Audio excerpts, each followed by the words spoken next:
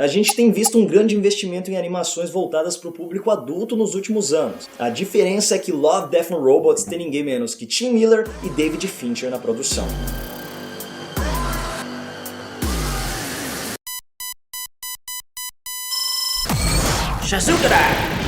A gente já falou aqui no canal de outras animações como Final Space e até mesmo Big Mouth, que são indicadas para o público adulto, mas até que podem ser assistidas por crianças também. Agora nesse caso a parada fica séria porque Love, Death and Robots já é indicada para maiores de 18 anos. Até mesmo porque eu acho que o outro nome para Love, Death and Robots poderia ser Putaria, Mutilação e Tecnologia. Mas antes de partir para nossa análise da série, vou pedir para você descer aqui, se inscrever no canal e clicar no sininho para ativar as notificações e não perder mais nenhum vídeo da Legião dos Heróis. E por se tratar de uma série antológica, que os episódios não têm relação uns com os outros, eu vou fazer diferente nessa análise. A gente vai analisar primeiro a série como um todo, sem nenhum spoiler, e depois eu vou fazer uma análise rapidinha de cada um dos episódios.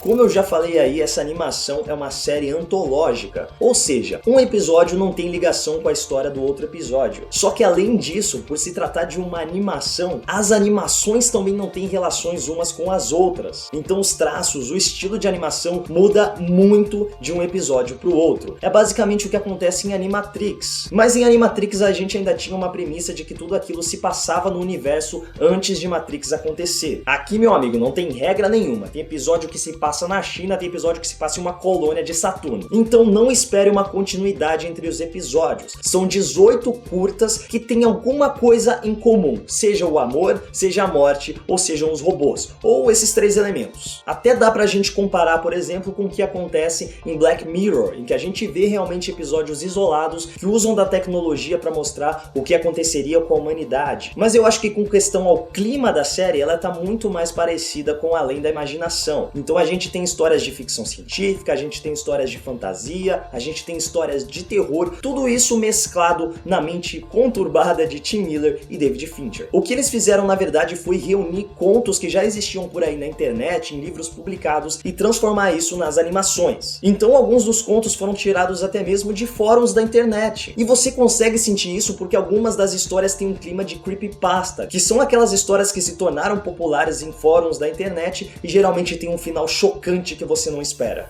Outra coisa muito legal além do estilo de animação é a trilha sonora. Cada episódio tem uma trilha sonora própria e ela geralmente é muito legal. Realmente consegue te ambientar naquela trama, assim como as animações. Parece que cada história de cada episódio foi pensada justamente para ter aquele estilo de animação. Então quando você tem uma história mais leve, uma trama mais divertida, você tem uma animação mais divertida, que até mesmo remete a filmes infantis. Agora quando você tem uma história mais violenta, ou talvez até mesmo mais reflexiva, a animação também transparece isso, e você consegue sentir isso logo nos primeiros momentos dos episódios. Então se você gosta de terror, ficção científica, fantasia, putaria, essa série foi feita pra você. Você pode não gostar de todos os episódios, mas com certeza vai ter algum ali no meio que vai te agradar. Então pra mim, Love, Death and Robots é uma das melhores coisas originais que a Netflix já fez e com certeza vale a pena ser assistida.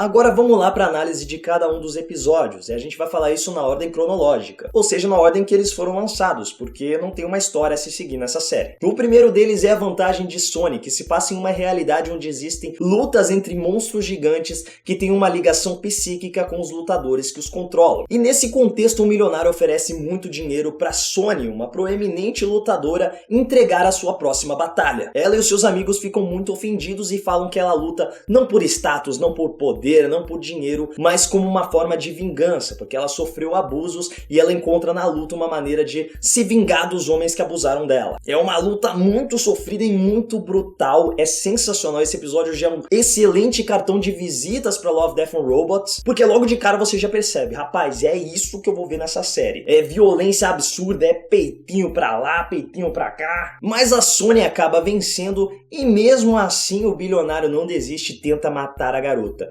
Só que o que ele não sabe é que a verdadeira consciência da Sony tá no monstro, não na garota. Quando ela foi abusada, ela acabou sendo deixada em um estado tão deplorável que os amigos só conseguiram salvar a consciência dela transferindo pro monstro. Então é por isso que ela não entrega nenhuma luta, porque se ela entregar a luta, ela vai morrer. O episódio show!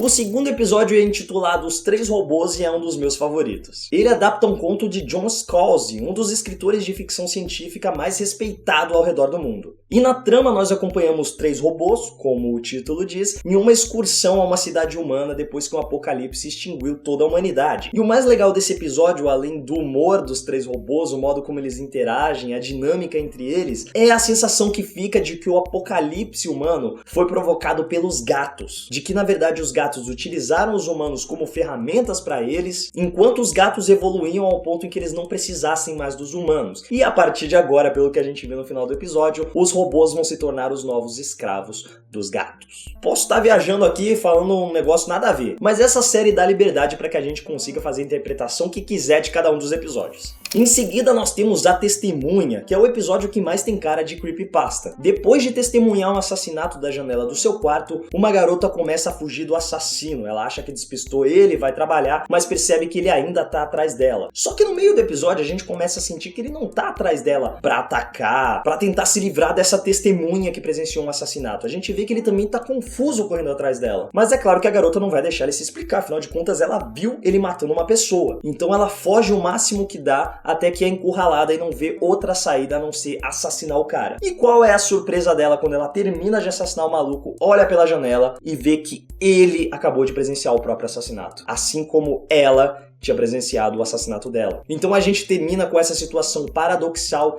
em que os personagens estão fadados eternamente a se matar, presenciar o assassinato, correr, ser perseguido, encontrar de novo, matar, presenciar o assassinato. No meio pro final do episódio você já começa a entender o que tá acontecendo, você já fica meio bolado com essa situação, mas ainda assim o episódio acaba e você fica, eu sabia que isso ia acontecer, mas... Proteção contra Alienígenas é o primeiro episódio que foge do estilo da animação dos anteriores. Eu não tô dizendo que as animações anteriores eram iguais, mas os traços, eles eram mais realistas. Eram traços com os quais a gente conseguia relacionar um pouco mais com a nossa própria realidade. Agora aqui nesse episódio parece muito mais que a gente tem uma cara de jogo indie, sabe? É um estilo de animação que você consegue se afeiçoar mais rápido com os personagens do que com as animações anteriores. Eu não sei, eu não consigo explicar, eu simplesmente senti isso. E é uma história muito legal que começa a aparecer sendo um dia comum na vida de uma família que mora em uma fazenda, mas a gente logo descobre que eles têm que lutar em exoesqueletos gigantes para enfrentar uma horda de monstros que invadem as suas fazendas todos os dias. Lembra muito o clima de Tropas Estelares esse episódio, até porque os monstros se parecem bastante com insetos. Também é um episódio que tem sequências de ação muito legais, principalmente porque é legal você ver exoesqueletos gigantes lutando. Lembra um pouco o esquema de Titanfall, né, do jogo. Mas depois de tudo que acontece no episódio,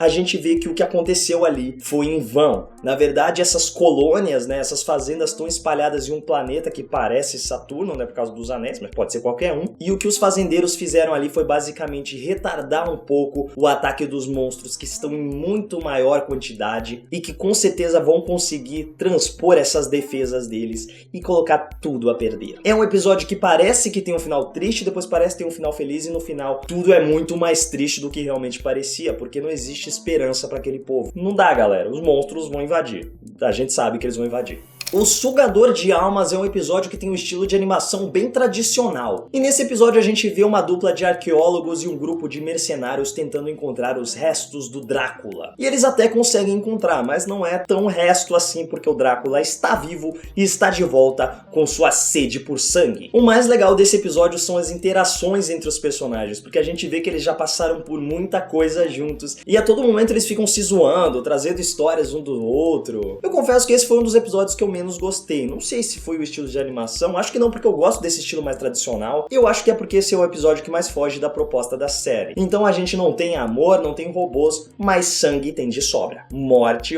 pode ficar tranquilo. Inclusive no final ele deixa bem aberto o que aconteceu ali. É outro episódio que brinca com a presença dos gatos, né, insinuando que eles são muito mais poderosos do que a gente imagina. Mas mesmo com gato, filhão, no final não tem pra ninguém. O exército do Drácula vai se espalhar pela terra e com certeza vai iniciar a Era dos Vampiros. Podia ser a Era das Máquinas, mas como eu falei, não tem robô nesse episódio.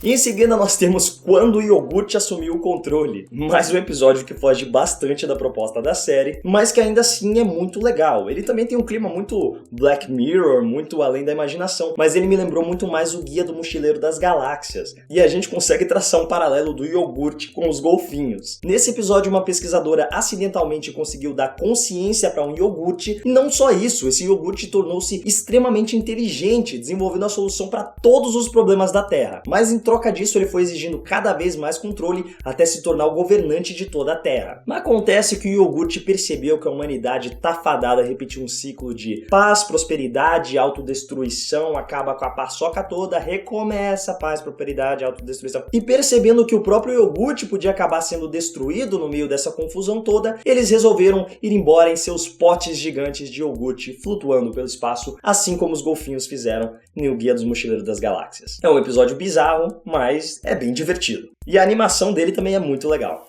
Para além da Fenda de Áquila, é a primeira história de Alastair Reynolds a ser adaptada para uma série de TV. E na verdade essa história faz parte de um livro com vários contos e inclusive também tem Zima Blue, que foi adaptado para essa série também. Nesse episódio a gente vê a tripulação de uma nave se preparando para uma longa viagem de volta para casa depois de cumprir uma missão, mas eles acabam indo para anos-luz de distância de onde eles realmente queriam estar. O capitão da tripulação, Tom, desperta e encontra uma figura que ele já havia encontrado antes, a Greta, com quem ele inclusive teve um caso. E tem mais o caso em uma sequência de cenas bem gráficas. Mas quando outro membro da tripulação desperta, o Tom começa a perceber que as coisas não são muito bem o que parecem ser. E a gente descobre que a sua nave, na verdade, foi interceptada por uma espécie de aranha gigante interplanetária que captura diversas naves pelo universo e devora os seus tripulantes pouco a pouco. E o legal e que dá pra gente perceber é que essa aranha tem que manter as suas presas vivas enquanto devora elas. Por mais que elas estejam dormindo, por mais que elas estejam em uma suspensão, a aranha continua mantendo elas sonhando, continua mantendo essas pessoas em um estado em que elas acreditam que estão vivas. É um episódio bem sinistro que mais uma vez tem um final nada feliz. Boa Caçada é basicamente uma releitura da Lenda da Raposa de Nove Caudas, mas misturado com uma versão steampunk. Ela tem um traço bem tradicional e quando começa você até mesmo acha que ela vai fugir mais uma vez dessa proposta de tecnologia no meio das histórias. Mas no final volta toda a loucura de robô, de tecnologia, de amor, de morte, e por mais que ela não seja tão feliz assim, afinal de contas é uma história bem triste o que acontece nesse episódio, a gente tem um desfecho, uma conclusão que é satisfatória para o espectador. Eu também gostei bastante desse episódio. O Lixão é basicamente uma releitura bizarra dos clássicos filmes de sessão da tarde dos anos 80 e 90, em que uma criatura alienígena aparece no quintal das crianças e elas têm que esconder a criatura, ensinar como ela vai se comportar em uma sociedade. Só que aqui a criatura aparece no lixão e é o velho Dave que tem uma maneira bem peculiar de criá-la. É um episódio bem divertido, apesar de ser bem bizarro, e mais uma vez você também fica bem satisfeito com o desfecho da história. Metamorfos também é um dos episódios que mais me chamou a atenção. É uma história de guerra em que a gente vê o exército americano utilizando lobisomens para melhorar sua artilharia. E os lobisomens têm uma série de habilidades que conferem vantagens para eles. Eles conseguem farejar os inimigos, eles enxergam a distância, eles podem correr vários quilômetros sem se cansar. Mas apesar disso tudo, existe uma discriminação dentro do exército com relação à presença deles. Mas a gente vê que cada vez mais existem outros licantropos pelo mundo, inclusive no exército inimigo. Eu achei Metamorfos um dos episódios mais poderosos de toda a série. Não só pelas cenas de luta, as cenas de guerra, que são sensacionais, são muito fortes, mas pela história como um todo. Você realmente consegue imaginar um universo maior em que os lobisomens são utilizados como armas, em que eles são discriminados, em que eles têm que se esconder da sociedade. Você consegue imaginar uma série inteira sendo produzida só a partir dessa história. É simplesmente um episódio pesado e incrível. E parece que os episódios vão ficando cada vez mais impactantes conforme a série progride, porque logo depois nós temos Ajudinha, que é mais um episódio sensacional. A Ajudinha mostra o quanto uma pessoa é capaz de se sacrificar para sobreviver. É meio que uma versão espacial de situações de vida e morte que a gente já presenciou várias vezes. Como no filme 127 Horas, que adapta a história do Warren Ralston, que ficou preso em uma rocha enquanto escalava o Grand Canyon. Eu acho que é um dos episódios mais agoniantes da série. E quando você para pra pensar, é um dos mais simples. É uma trama muito simples, mas ao mesmo tempo consegue ser muito agoniante. Mas quando você para pra pensar, é um dos poucos episódios com final feliz, dentro das suas devidas proporções. Noite de Pescaria é mais um dos meus episódios favoritos. Eu acho que eu não vou mais falar isso, porque senão eu vou falar isso toda vez. Ele mostra pai e filho que são vendedores ambulantes ficando presos no deserto depois que o motor do carro estraga. O estilo de animação usado nesse episódio combina perfeitamente com a história que é contada, como em todos os outros episódios. Mas o cel shading ficou bem legal, esse estilo de animação que remete muito às histórias em quadrinhos. A cena em que eles são assombrados pelos fantasmas dos seres que viviam lá no oceano antes de se tornar deserto é magnífica. É linda essa cena. E talvez uma lição que esse episódio passa é o da arrogância do garoto. A gente vê que o tempo todo ele não quer responsabilidades nas costas dele, ele é muito arrogante, ele diz que a profissão deles nunca vai acabar, só depende de ter o discurso certo, só depende de ter a confiança certa, e é justamente essa confiança dele que faz com que ele seja devorado pelos próprios sonhos. Simbólico. Bem simbólico. 13 Número da Sorte é um dos episódios com a melhor animação da série, em um nível que você até esquece que está assistindo a uma animação. Esse episódio basicamente lida com aquela história de laços que as pessoas criam com suas máquinas. A gente já viu isso acontecer em Christine, o Carro Assassino e a Super Máquina, por exemplo. Mas nesse caso aqui a gente tinha uma nave que era renegada por todos os outros pilotos, porque eles acreditavam que ela dava azar, mas quando aparece a primeira piloto que confia na máquina, que deposita sua vida nela, que diz vamos ser parceiras, a máquina realmente mostra que tinha uma certa consciência e matava as pessoas de propósito. Mas agora que encontrou uma pessoa que acredita nela, ela vai se tornar uma boa garota. E um episódio até bem legal. Agora, Zima Blue é mais um episódio dos contos do Alastair Reynolds e eu não sei porquê, mas ele teve um grande impacto pra mim. Como eu falei, enquanto eu via a série, cada episódio se tornava o meu novo episódio favorito. Mas Zima Blue chegou e não saiu mais do posto de episódio favorito. E eu não sei muito bem o porquê. Eu não sei se essa história trágica de um robô que ficou evoluindo, até chegar em um ponto que ele não sabia mais qual era o motivo da existência dele, e aí ele teve que evoluir, voltar para uma forma mais primitiva e perceber que fazer o que era mais simples realmente era o que dava felicidade para ele, era o que fazia com que ele se sentisse completo. Eu senti um clima de homem bicentenário, de inteligência artificial, e o que eu senti foi isso, essa lição de que às vezes fazer o mais simples é o melhor, é o que vai fazer com que você se sinta melhor. Enfim, eu amei esse episódio. A animação é talvez a mais diferente, a mais esquisita de todos os episódios, mas a história é tão boa que ela não me incomodou em nenhum momento. Ponto Cego é um episódio mais leve, mais divertido e é certamente o menos reflexivo que a gente tem em Love, Death and Robots. Ele mostra um grupo de robôs tendo que fazer uma missão e por mais que tenha um plot twist ali no meio, no final a gente tem outro plot twist que deixa tudo mais divertido. É um episódio leve e recheado de ação e que com certeza funcionaria muito bem se fosse uma série inteira mostrando as aventuras desse grupo de robôs. Você inclusive fica com vontade de ver mais deles em ação. Só que eu senti, não sei porquê, que ele quebra um pouco o ritmo da série. Até porque a gente via de episódios com histórias muito pesadas, de episódios mais reflexivos, de episódios mais profundos. E ok, ele pode ser um momento pra você respirar, pra você falar, opa, a gente teve uns episódios bem complexos aqui, a gente tem que digerir um pouco eles. Vamos ver uma coisinha mais leve, uma coisinha mais tranquila, pra deixar essa poeira baixar, pra assentar tudo isso e a gente continuar vendo a série. Mas eu senti que ele ficou um pouco deslocado aqui. Talvez se ele fosse lá pro terceiro, quarto episódio, eu acho que eu ia gostar mais dele do que com ele aqui, quebrando um pouco esse ritmo de episódios reflexivos, pesados e que estavam sendo bem bacanas de assistir.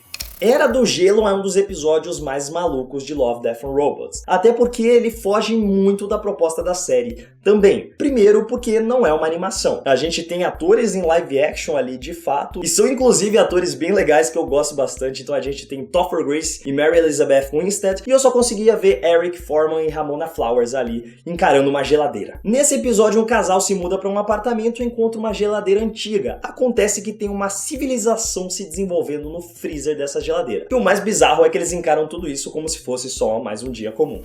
E depois da gente pensar que os episódios ficariam cada vez mais reflexivos, mais pesados, a gente tem histórias alternativas. É até um episódio bem reflexivo, já que ele mostra uma tecnologia capaz de alterar qualquer fato histórico e criar uma simulação de linhas do tempo alternativas, mostrando o que aconteceria com a realidade se aquele fato tivesse sido modificado. E o fato que eles escolhem para começar isso é nada menos que a morte do Hitler. É um episódio bizarro, mas muito divertido. E é mais um daqueles para você simplesmente sentar, assistir e relaxar. Eu acho esse episódio um daqueles típicos de desenho para você assistir enquanto almoça, sabe? Sem pensar em nada, simplesmente vai e assiste. E pra finalizar, nós temos a Guerra Secreta, que ao lado de 13 Número da Sorte, é o episódio com uma das animações mais bonitas da série. Bonita em um nível que você começa a assistir e fala, peraí, esse é mais um episódio em live action igual foi Era do Gelo, né? E você percebe que não, é uma animação mesmo. Só que é uma animação tão bem feita que ela quase não cai naquele vale da estranheza, em que é real, mas os personagens se movimentam, eles falam de maneira diferente, de maneira estranha, e você acaba ficando com aquela sensação de, não é humano, é estranho. Parece humano, mas não é. Aqui, em diversos momentos, você fala, cara, isso aqui é um filme. Mas não é. E como o próprio nome indica, a Guerra Secreta mostra um esquadrão do exército russo avançando pela Sibéria. Acontece que a maior parte dos esforços russos da guerra estão concentrados na Batalha de Stalingrado. Então um pequeno grupo foi deslocado para lidar com uma ameaça desconhecida na Sibéria. E essa ameaça desconhecida é sobrenatural e foi despertada por um culto maligno. É mais um episódio bem impactante com algumas cenas bem fortes. E não só graficamente, mas também emocionalmente. Pode não ser tão impactante quanto outros momentos que a gente teve ao longo da série, mas é um grande episódio, principalmente se você é fã de histórias de guerra e filmes de ação. Então essa é a beleza de Love, Death and Robots, usar um ou mais desses elementos em cada uma das histórias e assim consegue agradar todos os públicos, pelo menos em um episódio, pelo menos um vai te agradar. Então comenta aí embaixo qual foi a sua experiência com Love, Death and Robots, aproveita para seguir a Legião dos Heróis nas nossas redes sociais e me segue lá também. É isso, Legionários, e que a força esteja com vocês. Como eu já falei aí, a série é voltada para o público adulto, então crianças não assistam por conta própria, até porque eu não quero que vocês saiam falando por aí que ó, o Maidana da Legião mandou assistir essa série aí.